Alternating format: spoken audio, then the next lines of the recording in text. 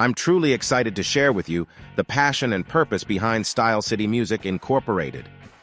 Our journey began with a vision to transform corporate events into unforgettable experiences that captivate, engage, and inspire. We want to take our business to the next level and amplify the impact we have on the events industry, and cater to medium-sized corporate events with unmatched expertise. From cutting-edge audio-visual solutions to seamless event production, we're committed to delivering excellence at every step, but our commitment doesn't stop there. We're dedicated to making a positive impact on our community. Through mentorship programs, we're nurturing the next generation of event professionals, sharing our knowledge and skills to inspire others to excel in this industry. Your investment in us isn't just about supporting a business, it's about fueling a movement that transforms events into extraordinary moments of connection, learning, and celebration. So join us on this exciting journey. Together, we'll turn visions into reality, elevate experiences, and create lasting memories. Thank you for believing in us, and we can't wait to show you the incredible things we'll achieve with your support. Style City Music, where every event rocks.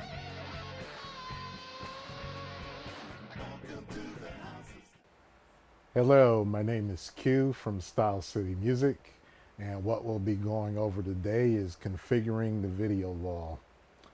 So the main things we'll be looking at will be the VX4SN processor and the NovaLCT software, which is what we use to configure it.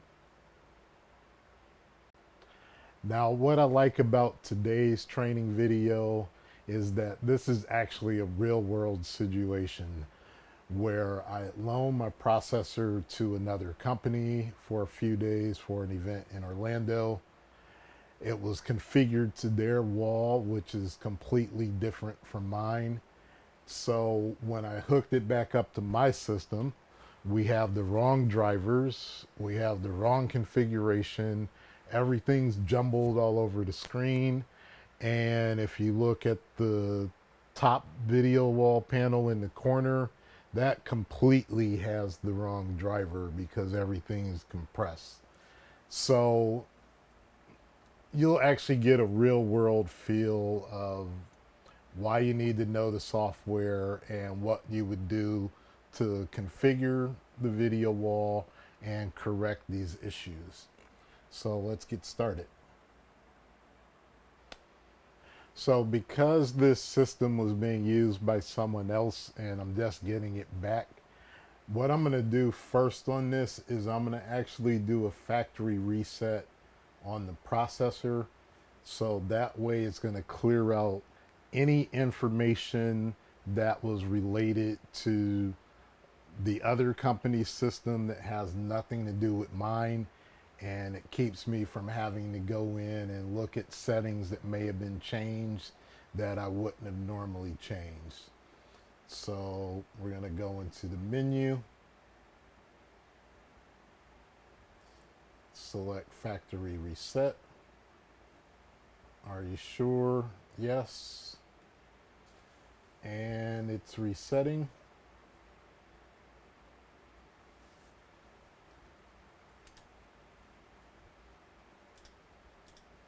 All right, we did. And actually, that's kind of funny. Just by doing a factory reset, the screen's actually looking better already.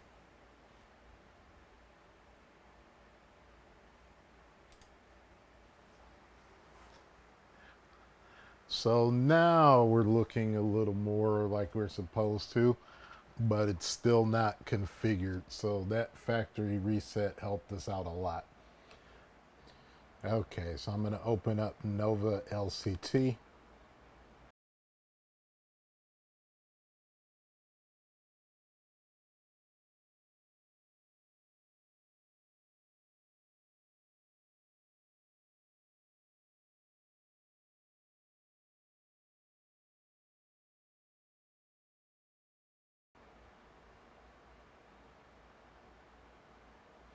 Okay, I'm going to log into the user advanced synchronous system user, which is the admin account.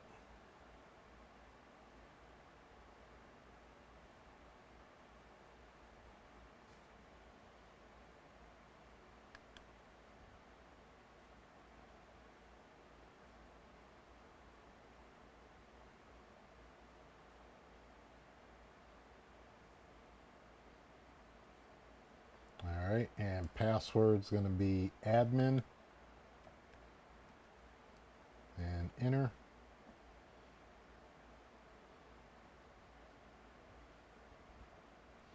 And then I'm going to go in the screen configuration. This is just telling me that I'm connected to the processor via USB port. And next. Okay, so first screen is sending card. This is really just telling me what my computer is, so I can ignore this screen. My next screen is the receiving card. Now this screen is very important because this is actually the driver for the video wall. Now you can tell this is wrong and was actually from the previous company because the pixel width and height for the panel is 128. My pixel width and height for these panels is 150 pixels by 150 pixels because this is a 3.84 millimeter wall. So we need to load the correct driver, and the way we're going to do that is we're going to read from receiving card, which is basically telling it to load the driver directly from the video wall panel. So we're going to load it from position 1, port 1, receiving card 1, which is the first panel that's plugged in.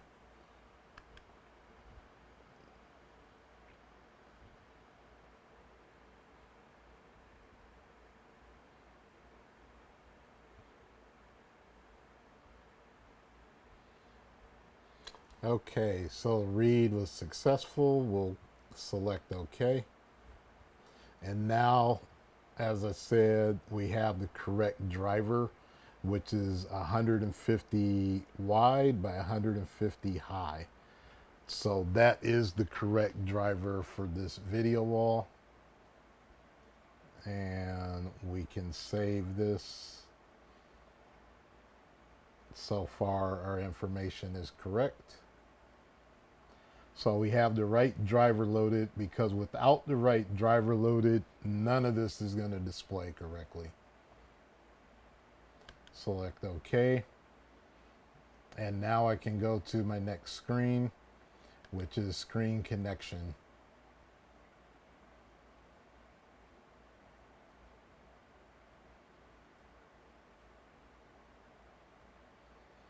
So on screen connection, I know that we plug this cable in the Ethernet port number 1. My width and height are correct because we have the right driver. And what we built was a 3 column by 3 row wall. Oops. Go back to standard screen. And the way we built this is actually looking from the front. So the way we built this, it starts from the front, goes across, goes down, across again, down, and then across. So the way we would show how we wired this would be to select here, drag across. Actually, let's reset all.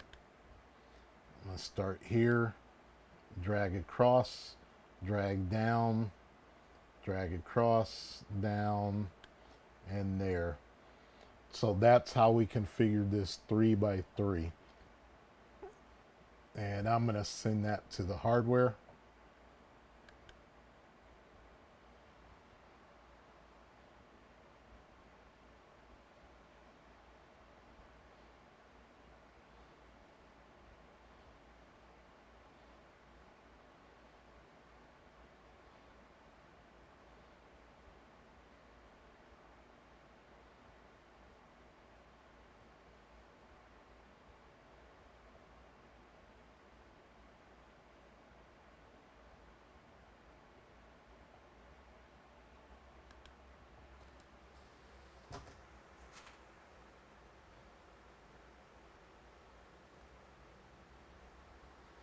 All right, there we go. That's been sent to the hardware.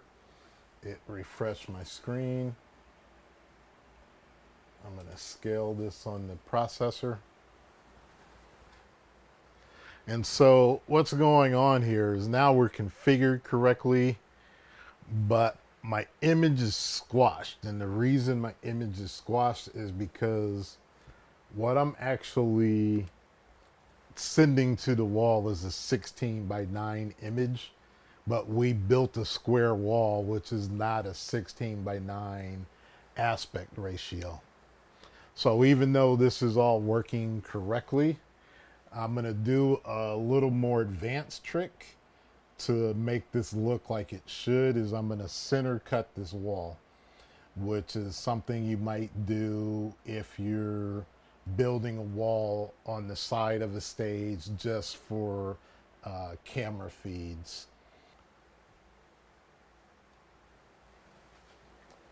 So because I don't have a true 16 by 9 aspect ratio here, and my image is kind of squashed and elongated, what I'm going to do is I'm going to fake this out so that it thinks this is a 16 by 9 image by telling it there's another row on either side, which will make this 3 by 5. And those 2 extra columns aren't really going to exist, but it will put the image in a correct aspect ratio. So here's how we do that. This is going to be a little more advanced. We'll reset this and we'll go 3 by 5 instead. Keep clicking on that. All right, so we're connected in the Ethernet port 1, and I'm going to say cross, down, across. And we're not using port 3 or 4. So what I'm going to do with 4 is I'm going to tell it that 4 is here.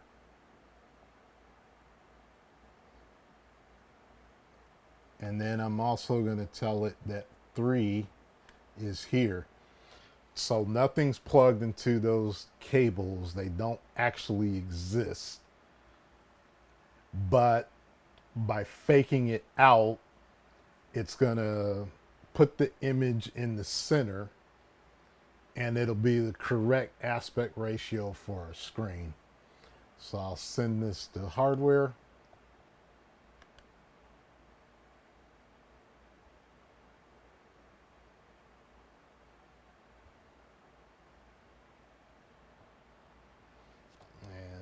Go. And we'll scale this.